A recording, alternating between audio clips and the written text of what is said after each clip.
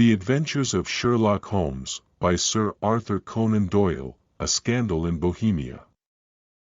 A Scandal in Bohemia is the first case or story in the book Adventures of Sherlock Holmes.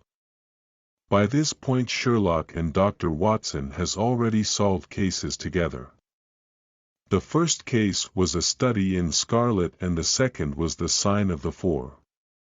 By the end of the Sign of the Four Dr. Watson got married and currently live with his wife but often misses the thrill of solving cases with Sherlock Holmes. One night on his way back from an appointment Dr. Watson finds himself crossing 221B Baker Street, his previous residence, and is confronted with his memories of his old friend Sherlock Holmes and spots him pacing in his room. So he decides to pay him a visit. He soon learns that Sherlock has been employed by someone who wishes to be anonymous, but Sherlock, with his powers of deduction, figures out that his employer was none other than Wilhelm Gottsreich Sigismund von Ormstein, the King of Bohemia. Soon the king himself, masking as a messenger, visits Sherlock as appointment and explains his case.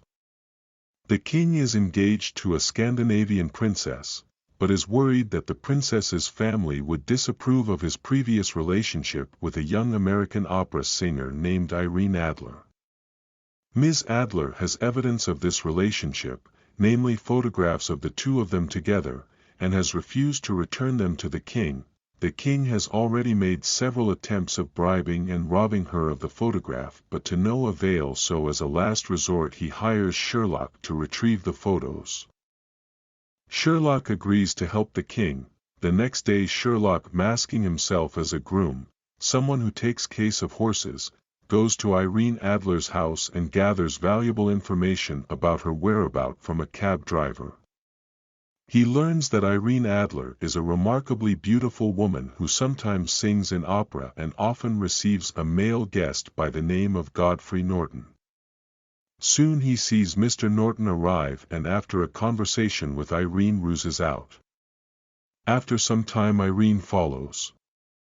Sherlock decides to see where they are headed and finds himself in a church. He also is requested to be a witness to Mr. Norton and Ms. Adler's wedding. After this he returns back to Baker Street. That very evening he and Dr. Watson set out to find the whereabouts of the photograph and, disguised as a priest, visits the neighborhood of Irene Adler where already a lot of people are present. They were all actors hired by Sherlock to create a scene, and soon a fake fight follows where Sherlock acts to be injured and uses red paint as blood. Seeing this, Irene Adler, oblivious to all, invites him in to provide first aid. Soon, according to plan, Dr. Watson throws a smoke bomb in Irene's house and raises a fake fire alarm.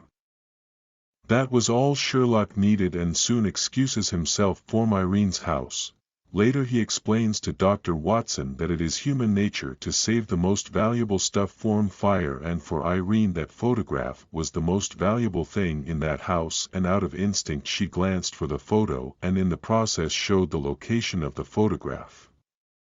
The next day Sherlock with Dr. Watson and the king visit Irene Adler's house but find that she along with her husband has left London never to return again, but vows never to reveal the photograph to anyone.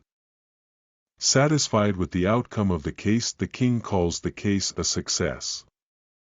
Thank you for listening in. Stay tuned for more stories.